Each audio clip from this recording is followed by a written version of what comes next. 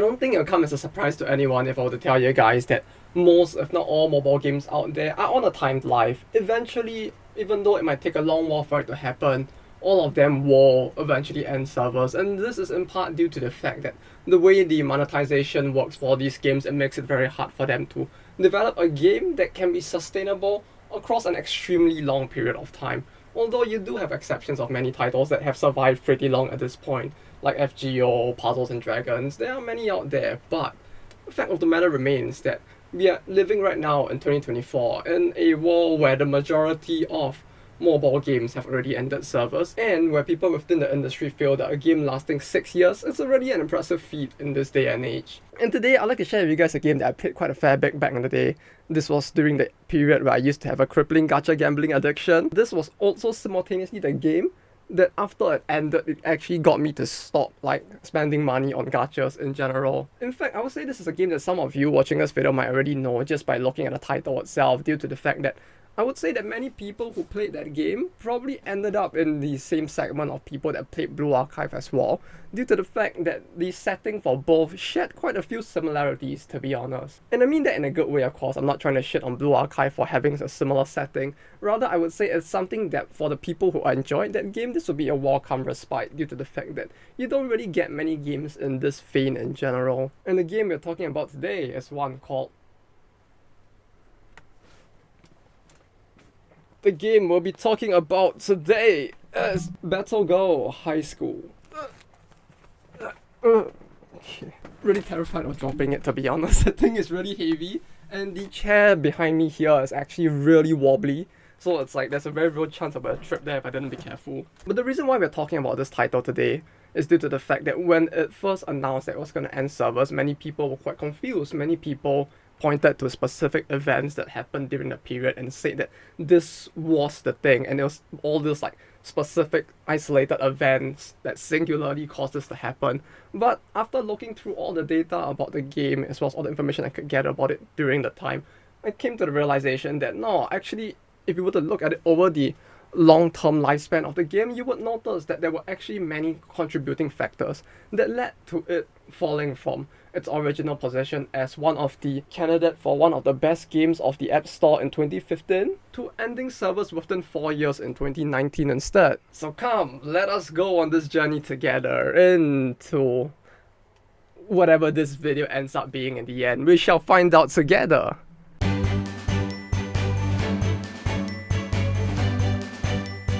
You know, recently I feel like I have this bad habit of putting my hand on the mic, and I feel like doing this is probably gonna affect the sound or cause some reverb. I hope that doesn't happen, but look, it's a bad habit. I need to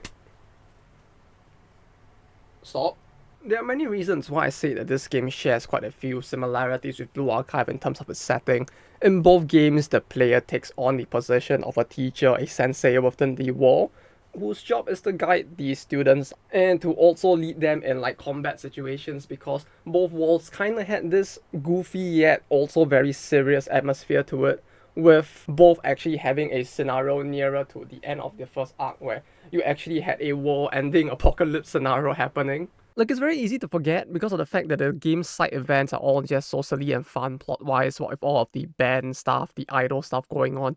But then you have to remember that the original plot of the game really starts off at the point where the protagonist and all of humanity at that point had fled the Earth because it had basically been ravaged by some mysterious alien beings, and they are just basically living in a space station, trying to fight to take back the Earth from all of these monsters at that point. Both games also use 3D models for their battles, although with Blue Archive it was more of a semi-auto battler with the ability to reposition units, while with Girl Highschool it was a game with a full action system to it instead. And lastly, the characters were quite cute and funny in both, and you really did have the ability to play around with them, not in a loot way, I guess. As in stuff like how you had a rather customizable cafe area, although within Girl Highschool it's called the classroom, and with both you could actually just give them gifts and headpads as well.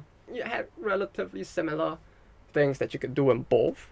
And it's because of the fact that you do see quite a few of the similarities that it ends up being the case that while playing Blue Archive, for those who actually played Girl Highschool, you might see quite a few similarities in a nostalgic way here and there. But that said, just like with how the genres of both games were fairly different, you did see many other differences within both games as well. For one thing, Girl Highschool focused on a much smaller cast of characters, starting at 16 on launch, and by the time it ended service in the 4th year, I think it only reached about 23, as compared to Blue Archive, where you do have a pretty big cast. Arguably, the starting cast for Blue Archive alone might have been bigger than the entirety of the 4-year operation period. Aside from the character gacha, Girl Highschool also had an equipment gacha, which I don't know what you guys feel about it, but I despise that system in general.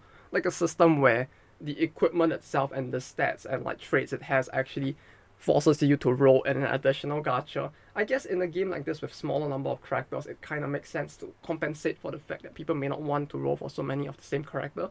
But at the same time, it's a system that I personally do not like, and it's something that is not present in Blue Archive. The character models that were used in most of the Kamishibai, the visual novel as like narrative segments of the game, all use a live 2D character model instead, and thanks to that you had characters that actually felt a little more alive, which rigging each individual character is a relatively costly affair, but when you only really have 23 characters across the span of 4 years, in their sense, it kind of makes a lot more sense to do it. And as a result, you had character models that really reacted to stuff like when you gave them gifts and when they were talking to each other during the narrative segments in a way that made it feel very unique, even compared to many other titles at the period which were using still images instead. And when I say live 2D, I don't just mean like in many of your modern titles nowadays where you basically have an animation loop for each of the characters' eyeball poses so they look like they are moving up and down and breathing when they are standing still. And also not just in the sense of the modern like character lobby things where when you tap on them they will react and show you an animation in a certain way as well.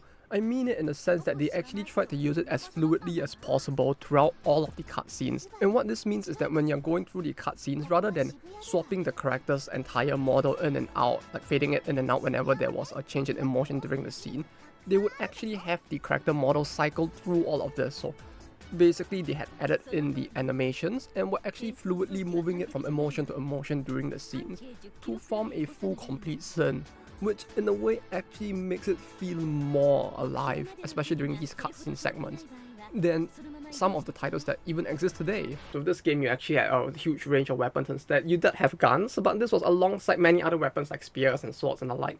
A bigger variety, each with its own unique gameplay style, all to basically give more variety to the ways that you could play this game, which was kind of important since this was an action game after all. The game also had a co-op multiplayer element to it, which although it wasn't a big focus of the game, it was still something that they used to like dispense more rewards to the players, and so it was something that was noticeably within the player's periphery since you would typically want to play it every once in a while at least. And lastly, the way that the gacha worked as well was very different. It didn't have a spark system the way that most games today have. Instead, the game actually had this weird thing where for the first 10 pull of the first few days of the banner, and yes, I'm saying 10 pulls because you kind of need to use the 10 pull button instead of the 1 pull button, and if you do, the first 10 pull of the first few days will essentially guarantee you a banner 4-star character. Which you might think that, what, bruh, isn't that like kind of defeating the point of having a gacha to make people spend in the first place? Well, with this game, you actually pretty much have with every single banner had like 4 characters thereabout, and so being able to get one of them is not that big of a deal. Depending on the character you're trying to get, it might be kind of tough because there was no way to guarantee a specific character, although statistically your chance of not getting the character by the end of it was typically around 30%, so not the highest, but if you didn't get the character, it did mean that you would be stuck in this free float with no guarantee to get the character, which also not a very good system in the end in a way. It has its benefits, but also a pretty big negative if you do not get lucky. So in a way, these two titles had some similarities which put them close to each other, and due to the fact that there really aren't many substitutes in terms of these settings within a game, while also having many differences, some for the better and some for the worse. And with this video, I plan to go more in depth into what caused this game to fail. But before we go deeper into all of that, let me just quickly go over some points because these are quite relevant to the points we're going to be talking about. And if you looked up the game and the data for it before watching this video, you might be wondering about certain points as well. So let's quickly go over some of them. I don't know why I was looking at my hand as if I had my script written here or something. I would never do something as silly as that. See?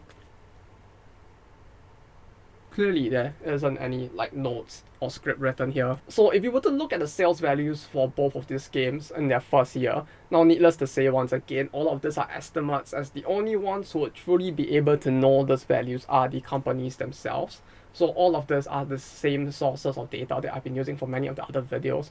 Basically all of the different analytics tools that exist that are used within the game industry as well, to try and figure out like some of the sales values for these games. And if you were to look at the ones for Blue Archive as well as Girl Highschool, you would notice that Girl Highschool's initial month of launch actually did half the sales of Blue Archive.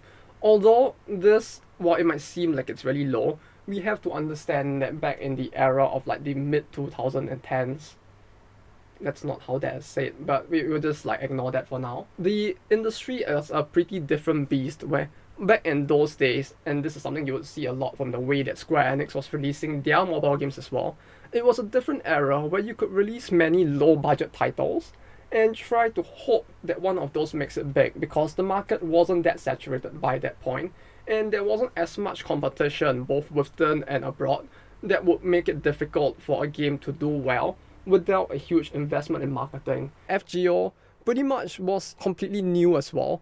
Grand Blue was barely a year old, and the titans of the industry at the time were Puzzles and Dragons and Monster Strike. The market wasn't as big nor saturated as it is now, and companies weren't pushing on the marketing front as hard as games today are, since the goal was to go broad with more games rather than to make one big banger that would get all of the people into one potentially high risk but also high reward game if it succeeds. As a result, the average revenue tended to be lower, as the number of players drawn into each individual game would also tend to be lower due to the lower amount of marketing done to capture a greater share of the market. But yeah, Girl Highschool's revenue at the time would put it somewhere around the 60th position on the App Store's game segment in Japan. This would put it like somewhere lower than JoJo's Bizarre Adventure Stardust Shooters, which I think was around the 50th position at 23 million yen in sales. And it would put it way higher than Grim Notes, which was doing about 7.5 million yen in sales in the year. So for a game that's arguably doing fairly well for its era, what exactly caused it to then end service within 4 years when titles like FGO and GBF are still going on to this day? Well, as I mentioned, there are quite a few factors that would lead up to this, starting with the following.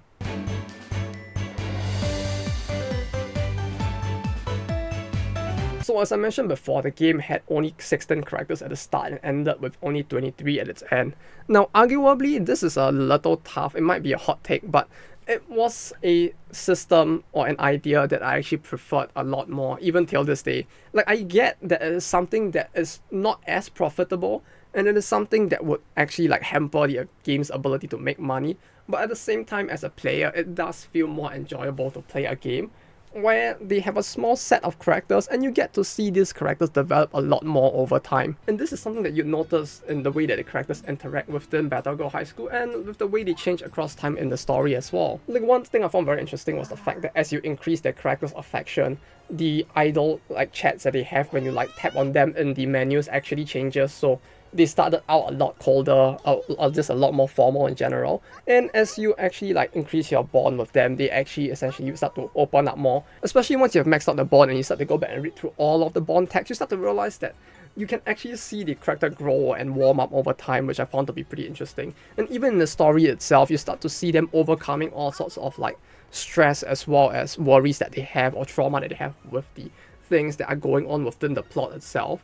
And all of that, in my opinion, was done pretty well due to the fact that because you had so few characters, you could therefore spend more time on ensuring that each of them had a well-developed backstory, and then you could just take that and grow it over time instead. But at the same time, this also works to the game's detriment due to the fact that by virtue of you having fewer characters, that's fewer points for you to be able to attract people into the game in the first place, because if people find that they could not connect with the 16 characters in the game, or they don't find any of them waifu enough, then they'll just leave the game and go play something else, especially in a year where you have many other big titles around as well, with a huge cast of characters that people could latch onto. You also then had the issue of it takes a while for players to even reach the point where they would actually see all these interesting character moments that arguably help to define the character, and therefore people who like come in for a week or so thereabout, like your standard people coming in to try a new game, were likely to just not stay for long due to the fact that you would come in, you'll see these girls who are like relatively formal and cold towards you, and there are only so few of them, and if you're not interested in any of them, you might just leave the game. And this is something that is reflected in the sales numbers for the game as well. Like with most titles, you tend to see a drop after the first month. That is normal since many of the people who come in and spend have either left or just there weren't as many things on them to spend on after the initial month. Like from April to May, you do see a very steep drop, and then in June it kind of goes up due to summer, but then after that it just starts to flatline again at a very low number. And this, you can actually attribute it in part due to the fact that this game just didn't have the staying power that many other games in the period had. Even during the anniversary periods, aside from the first anniversary where you do see a slight recovery, for the most part, for most of the other anniversaries, you barely see a blip in terms of sales improvements or DAU spikes anymore. As you can see, aside from spikes in DAU during its initial release, as well as during the very first summer, which happened just a few months after the release, the game really didn't have a very high DAU, and we see it constantly decreasing over time. This is especially so right after that first summer, which shows that the game, while it did have many people who did love it, and there were many fans for the title who remember it fondly, it was a title that also had a lot of trouble retaining the people who had newly come into the titles. And aside from slight bumps in DAU that resulted from the subsequent summers, even then we don't really see it being able to maintain those players, as it decreases immediately after that as well. And for the other subsequent bumps, we do see that the increase in DAU during summer isn't really that massive either, showing that at some point even drawing in new players is also becoming more difficult for them. If you compare this to something that was popular at the time, take FGO for example, you would notice that while FGO's initial revenue was not super high, it was on an upward trend for the entirety of its first year. Meanwhile, if you look at something like Nikkei, which I know it's a lot more recent and therefore it may not be as applicable, but even then, when you look at its growth trend at least, you tend to see that while it's not constantly increasing and growing over time, it is maintaining at least a certain level of sales, right down to like its second year as well. Something that at the time Girl Highschool seemed to not be able to do. So, as we can see in the trend of its revenue during even the first 2 years, we can see that the game was already on a slow decline at the time. And this might also be in part due to the upcoming reason we're going to be talking about, which is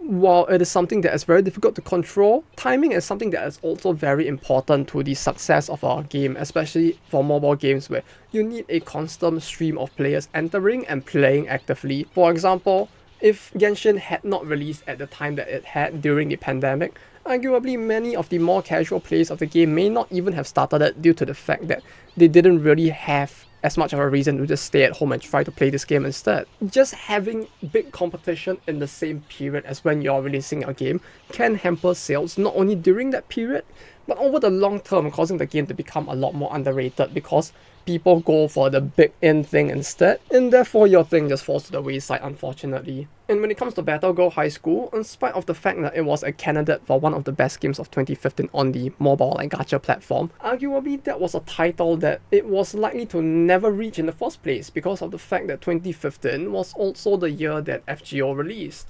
2014 was when GBF released, Kankole released in 2013, and even in 2015 at least, it was still a game that was fairly popular, and so you had a lot of titles in the live service space that could compete with it as is, and you also had a very fresh new title at the time that was just peaking in popularity, and that is still one of the titans in the industry till this day. And even outside of the game itself, one thing that we've talked about in the Blue Archive video as well is the fact that doujin content or fan-made content is something that would help to spread the virality of the game itself due to the fact that all of this like doujin or fan-made content, essentially it's a form of organic marketing. It's marketing that you as the company get made for free, that you don't really have to pay for, and that can help to spread the word of your game. as people see the art that these artists create and are just like, ooh, that looks nice, I kind of really want to try that now. Stuff like that can really help to spread the popularity of the game. We saw this with Blue Archive, we saw this with Cancole,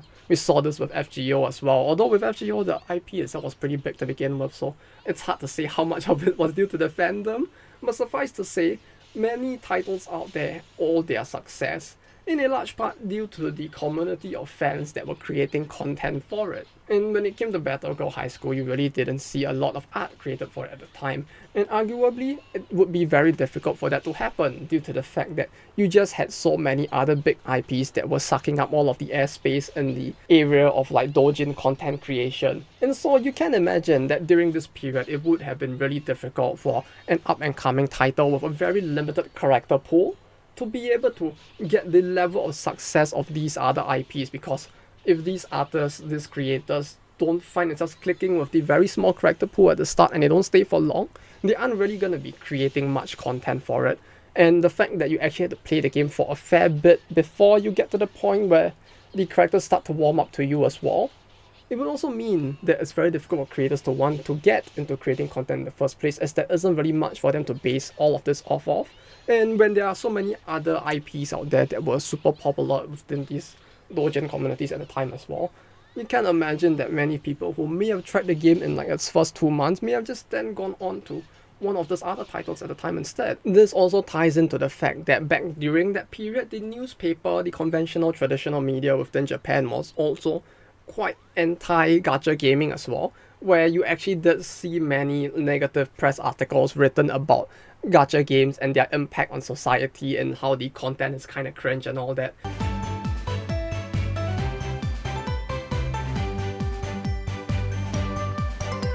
I feel like this is something that many people today would actually be like shocked that actually happened back in the day, but in 2015, Battle Girl High School did actually have a negative press article written about it as well. Now that in and of itself might seem pretty normal considering all of the negativity towards mobile games in general. But what was interesting was that the reason why the article was as negative as it was due to the fact that the author of the article kind of didn't like that they used in the ad of the game the fact that you could like give the girls head pads and all, and they actually wrote a short column about it, lambasting the game for this specific point.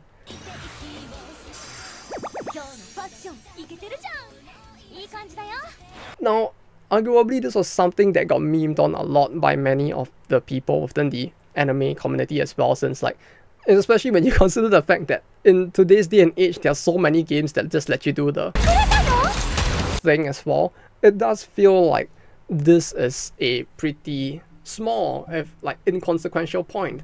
But it was on this level, the level of negativity at the time, and just seeing a news article written about it like this may have already driven away a small segment of players. And more importantly, one thing you have to understand is that game companies, especially these mobile game gacha game companies in Japan, are very sensitive to articles being written about them in the media, due to the fact that these articles are typically what would then lead further on into the government noticing all of the issues and potentially clamping down on them.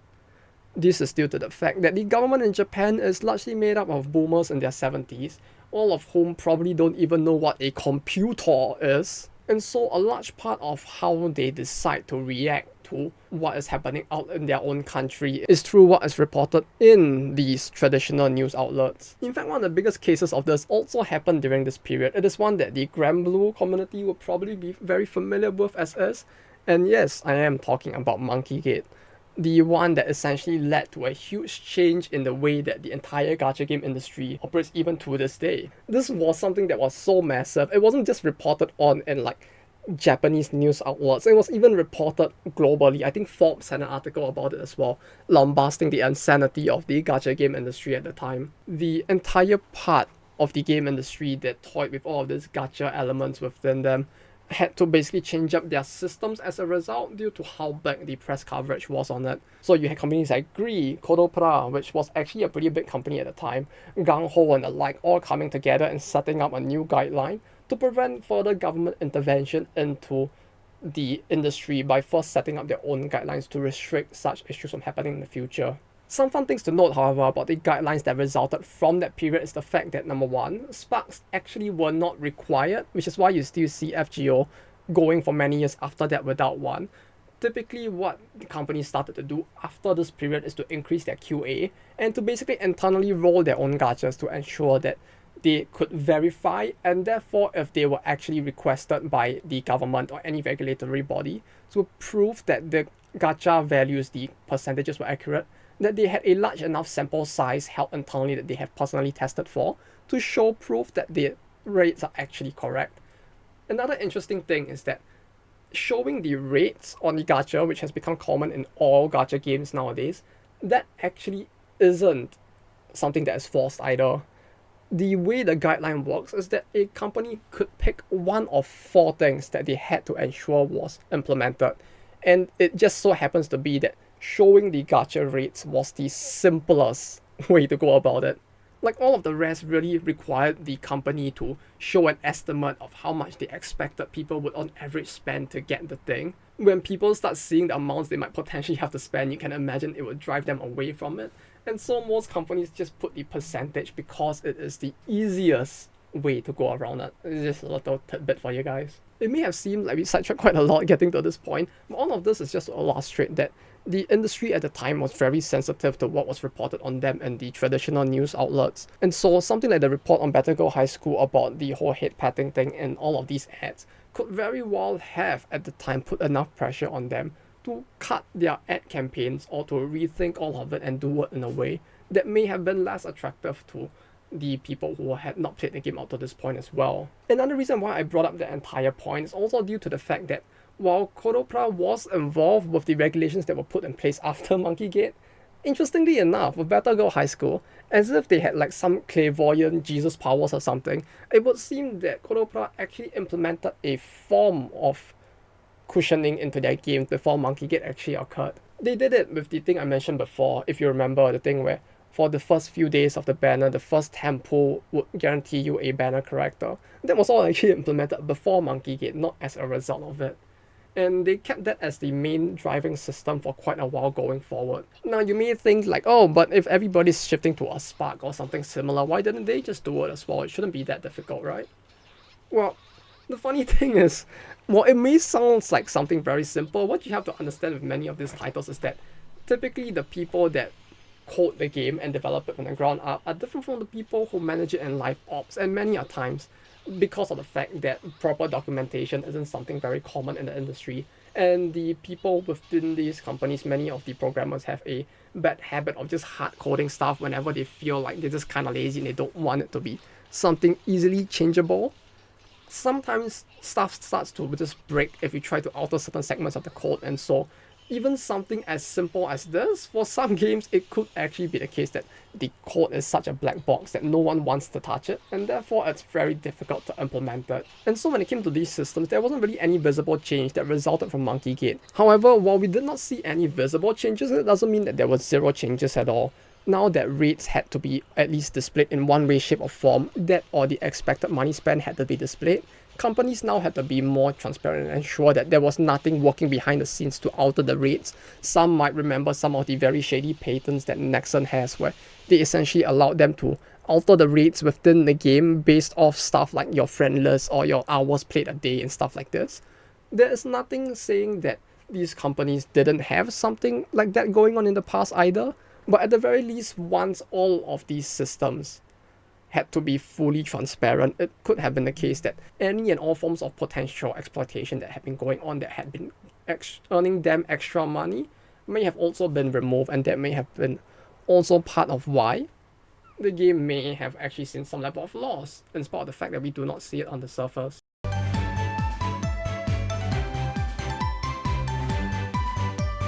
So the thing is that by 2017, having some form of a spark or a way for your players to get the characters that they want from the current banner has become very important. Aside from something like FGO, which was one of the few exceptions at the time, most games already had something. Even something as old as Puzzles and Dragons had already introduced something in their own different ways. And so that was something that you would want to have to at least remain competitive within the industry. So unless a game was a very big and popular anomaly, you really would want to have at least some form of system to guarantee characters, to basically keep players wanting to play your game. As it turns out, it also did result in people actually spending more instead. Because by virtue of all of these form of guarantees being added, it did actually ensure that players would be willing to spend due to the fact that they could see the end goal in mind. So more people actually spent, and this was something that they also did discover in Puzzles and Dragons. But here's the thing, right? What happens when you go from a system that arguably is already pretty good to then one that was worse later on? You can imagine that many people will be really pissed, and that it might have actually resulted in even more people quitting the game. Well, this is something that we kind of did see happen in Girl Highschool at the time, where they essentially replaced this current banner system with a new gacha point system. Not gacha point. And the way this system rolled, haha, get it, is that every single time that you roll in the gacha, you would actually get points towards a total like cap of points, and every few benchmarks you would basically be given free items, and you would essentially get the free ticket which guarantees banner characters. From that instead was how they changed it. Now the thing with this is that while on the surface, if you were to look at just the rewards given out, it's technically the same, arguably more, since you were getting free shit along with the guaranteed characters in the end. But the big difference is that you now had to invest into reaching the max number of rolls to get the same number of rewards. Yes, you could still get maybe like the first few days worth of free temples of guaranteed characters, maybe 4 of them for example. But the thing is that while in the past you just had to roll once each day to get it, now you actually had to roll the entire bar of a total of 200 pulls during the period in order to get all 4. As you can imagine, this didn't really sit right with many people. On April the 3rd, when they released a banner without the original guarantee system, there were actually many people down in the comments complaining about why this wasn't a thing anymore. Some were even like expecting that this was just like an error and they just forgot to add it in, but no, this actually became the norm later on. As you can imagine, things did not go well from that. If you were one of those people who thought, oh wait a minute, if they make the game more pay to win, then people will just spend more and then they will earn more money for the game. Now, well, if you're one of those people, you might need to talk to a therapist and like try to understand the human psyche a little more.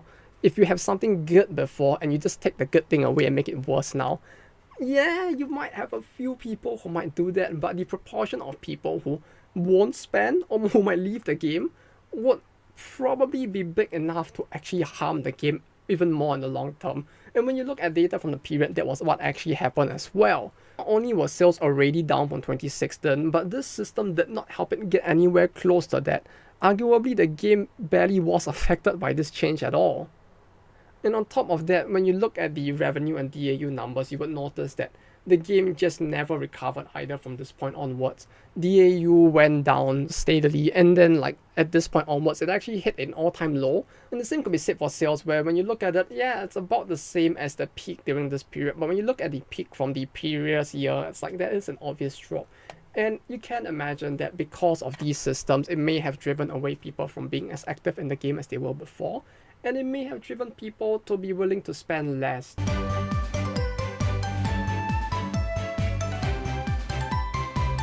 And then this brings us to the last point, which was just poor management on the side of Koropra. Now, arguably, this could also be tied back to the whole issue of timing, because many of the issues that would occur during this period that were arguably not related to BattleGo specifically, but more to the company as a whole, also came back to hurting this game and was also part of the reason why it ended service. Because remember, the game ended service in July of 2019, and this means that it basically ended service after the initial lawsuit began between Koropra and Nintendo. For those of you who do not know about that situation, to put it very simply, Koropra tried to patent the Polycon system, which was being used in both Shironeko as well as Girl Highschool, and they were planning to charge others to use this patent as well. At this period, Nintendo came out and said that this new patent they're trying to file was already in violation of a patent that Nintendo held for the Joy-Con system, where you would use the rubber attachment to the DS to basically rub on the screen and use it as a controller. Turns out this patent that Nintendo had was considered a blanket patent, where it basically covered many other forms of control systems, which even though you don't have the rubber thing to use as a controller, it basically affected many other systems that would also be considered a part of it. And in their lawsuit against Koropra, Nintendo actually said that they were doing all of this as a way to try to protect the industry from this kind of exploitation, as even though they had a similar patent, they have never really enforced it against any other company out there. And so Koropra trying to do this is actually something horrible and uncompetitive, which Nintendo would clearly never do, in spite of the fact that they have sued people and like sent cease and desist over way smaller things across the years, even till today. So the lawsuit began at the end of 2017, and the way that Nintendo tried to frame the whole thing, due to the fact that Nintendo is a big and popular company, obviously it managed to turn public perception in its way, and as a result, many people were actually quite pissed at Koropra, as you can imagine, with many people starting to flood games like Shironeko and Girl Highschool with all sorts of like hate comments, or people just boycotting the game as a result. If you look at the DAU and sales figures after January of 2018, you'll see a marked drop from which the game just never recovered. And indeed, the company's reputation as a whole was completely destroyed from this point onward. The official wiki of the game, which was run by Dengeki Online, a magazine within Japan for gamers, in conjunction with Koropra, actually just immediately cut all ties with the game and just ended off servers on January of 2018 as well. And Koropra's position within like the big companies who initially helped to set up the guidelines during monkeygate was essentially ruined. Some people actually argue that all of this might have just been Nintendo's way to push out an arguable competitor to their future releasing title, Dragalia Lost, which kind of had a similar-ish system as well. But all of that is just speculation and we do not know if it's true, so we'll just leave it at that. What is true, however, is that by the end of 2018, Koropra announced that the company had actually incurred a loss of 68 million yen, a pretty massive amount as you can imagine, and that in the start of 2019 onwards, they would begin to restructure the company to ensure profitability. Now, whenever a company says something like that, you should basically be prepared for something very horrible to happen, because it means that people are probably going to get fired and products are probably going to get cut. Entire divisions might be purged in a way that would probably make even Stalin proud. And as a result, many of their less profitable titles were cut. Girl Highschool included, due to the fact that after 2018 their profits just really never recovered. And when you consider the fact that by 2020 Shironeko's control systems had actually been changed, it would imply that at the very least, since somewhere within 2019, they were already beginning to consider the fact that all of these changes would have to be made. And so, with Girl Highschool having a very similar control system, there would have been no doubt that they too would have had to change that system up in accordance to all of these issues. And with a game that just isn't as profitable, it just ended up being the case that it would have been a lot easier for them to just cut it than to change the controls as well. After all, should they decide to keep it running, they would have to change up all of this, and that would mean more cost at no profit, since this isn't going to change like the game in a revolutionary way that's going to bring in more money. It's just changes to avoid even more of a lawsuit. So in the end, with the company being in as dire straits as it was, you would see that all of this would have just been something that would just eventually happen, as unfortunate as it was.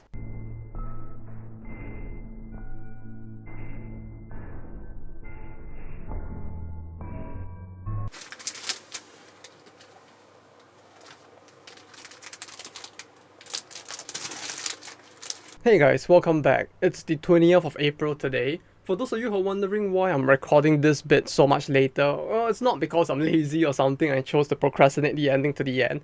It's more so because of the fact that just a few days before today, they actually announced something new for the series, which we'll talk about just a little bit after this. So I figured that I may as well re-record the ending after having reflected on everything for a week more, as well as to talk about some of the new information that has just come out.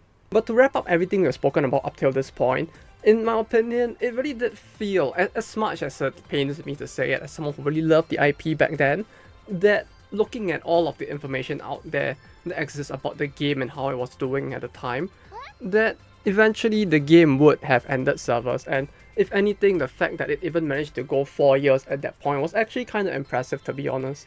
Perhaps if all of those strange controversies didn't happen, if they didn't mismanage the gacha, if they didn't mismanage most of what happened within the company as well, if they had put even more effort into marketing in the earlier years, granted, it would have been tough even then to compete with many of the big IPs out in the industry, but at the very least it could have been something that would have lasted maybe 5, perhaps 6 years in fact. Although considering some of the changes they had made, such as to the gacha system for example, it did seem like it would have made the game a lot more uncompetitive in this day and age where most games tend to be a lot friendlier because they understand that the friendliness in terms of the treatment of the player is important both in retention as well as to get people to spend.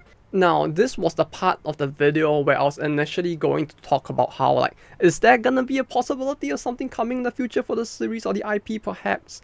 And well, just as I was actually done recording that part, it came out on the 16th of April that on the website for the game itself, because the official website has been still alive all of this time, and not only that, but they have actually been actively updating the website on the game's anniversary every single year since then. So in spite of the fact that the game ended service in 2019, even then every year they've been putting out a little bit of content up on the website during the anniversary, be it just some little snippets of character story or official art and the like. And the thing is that the way they have been doing this in a way felt a little odd due to the fact that if this was meant to be a one and done thing, they would just like cut it off here. They wouldn't like continue to update and keep people remembering the IP to the best that they can in spite of the fact that the game is dead, right? If the goal was to just end off the game and let it just die and let the IP rest, you would just stop all of this in the first place. Like, there really would not have been a need to. And sure enough, as if the clairvoyants over in Kodopra like figured out I was gonna make this video or something, on the 16th of April, it would seem they actually updated the website again with a new news article special thing that says Battle Girl Project to be continued. Now, the to be continued part feels a little off. It feels like the person who did this, like obviously their English, the England's is not their main spoken language, so they probably put that there thinking like, we're gonna continue the thing, we're gonna put to be continued, not understanding that that's typically used in situations where something ends and you're telling people that it's gonna be continued, not we are going to continue it soon with something new. But yeah, apparently this year, like what, 5 years after the game actually ended service, they actually announced that they might be potentially doing something. It's hard to say for sure what they're planning to do, but at the very least, it does seem like within the community, especially within Japan, there are some people who have also picked up on this. What is this thing that they're saying is going to be continued? It's hard to say, but considering the fact that this is Kodopra we're talking about, and pretty much every single game they have produced has been a mobile gacha game, the odds are high that it is likely that if they're actually going to add a new entry into the IP, it's probably also going to be one of those, since unlike something like Psy Games where the company has kind of started to deviate away and stop making new mobile games, it does seem that with Girl Highschool, or at least with Kodopra, they do seem to still really want to focus on that, and so we might see a new mobile game, perhaps in the future. This is pure speculation at this point, but at the very least, it does seem like they are planning something in the works. If it's a new mobile game, I don't know if I'd expect it to do well. For the most part, it does seem like Alice Gear, I guess, which is the other game that they released, has been doing relatively middlingly. That's not a word, I know. Like, I can spoken to England, just so you know. But that game doing quite middlingly, like, it's not doing super fantastic, but it's not doing horribly, it's just been maintaining there. And it would seem that if they were to release something new, I don't expect it to actually be able to exceed that, mostly because of the fact that if they do go with the systems that made Girl Highschool what it was, like the reduced character pool and stuff like this, they focus on equipment gachas, I don't see it doing very well, like revenue-wise. Granted, the people who enjoyed the game might enjoy this as well, and perhaps it might be able to introduce more people to this IP now in an era where there's a little less competition, but at the same time, it does feel like Kodopra as a company isn't as up in the marketing game as compared to many of the big producers of mobile games nowadays. You look at companies like Tencent with their Level Infinite, right? The amount of money they spend into advertising for Nikkei. You look at MiHoYo with all of their games. You look at Nexon, right? These are all big companies, Yostar included, of course, that spend a huge amount of money to capture a large player base. But Kodopra does seem to, at least from my understanding and from the times that I've actually spoken to people within the company, since I did actually interview there once as well, it does feel like the company has not yet fully caught up to this new meta game of how best to do well in the mobile game scene as well. And so, I don't know, it does feel like even if they succeed, it won't be a smashing new title that's gonna beat out the competition. It'll probably just be like something that will be around, hopefully for longer than the original title has been, but we'll have to see depending on how Kodopra decides to take things in the future. Frankly, I don't think it's impossible for them to get a game with a small character pool to succeed. We've seen other titles that have managed to pull this off, Love Live, Bang Dream, but the thing with many of the IPs that do manage to do it is that these titles tend to not just be focused on the mobile game itself. They tend to try to focus on being multimedia IPs instead, wherein they try to focus more on giving the players more than just the characters within the game. And these tend to be done by companies which tend to have a more established brand, which in a way helps to easier market these IPs to people who might be interested in this type of games as well. Hence, we do see that there are games out there with small character pools that can succeed, but I believe that if Koropra wants to get a future Battle Girls IP with a similar character pool to succeed, they're going to have to do things very differently from how they initially managed Battle Girl High School. But that said, that's all for me for today. Thank you all for watching. I hope this video was entertaining for you guys. This one really is just more a video of me like looking into a game that I really played quite a while back in the day and that ended on quite an abrupt, but at the same time, not too disappointing note, since even though the game ended servers, it ended off on a kind of a high note, I suppose, since they did actually manage to finish off and wrap up the story completely and then end off the game there. And it didn't really feel rushed. If anything, by the point where the story had gotten, it did feel like it had dragged on a little too long. So the fact that they actually managed to wrap it up nicely was a pretty cool thing to see. Anyway, I hope this video wasn't too boring.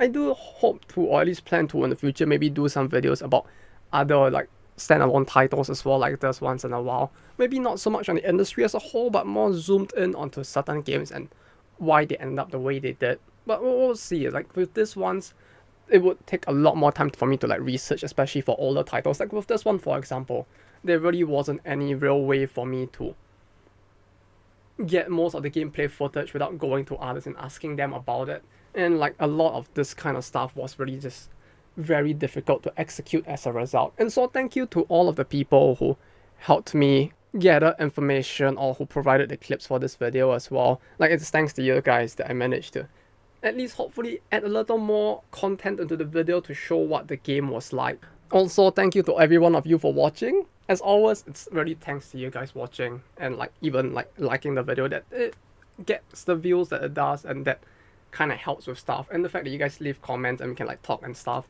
that also feels really cool. So thank you guys for watching and liking, subscribing, hopefully. Thank you to Ran Yakumo, Rosio, Nick Green, Kaori, John Kwon Van Damme, and Arisu for supporting the channel. You can bet that I'm putting the money back into the channel to make stuff hopefully more entertaining, at least with some of the stuff that I do.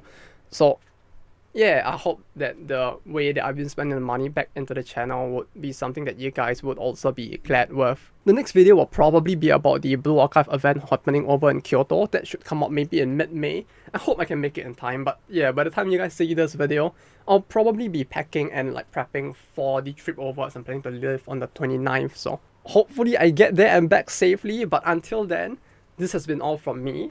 Y'all take care, have a good rest of your week, and bye-bye.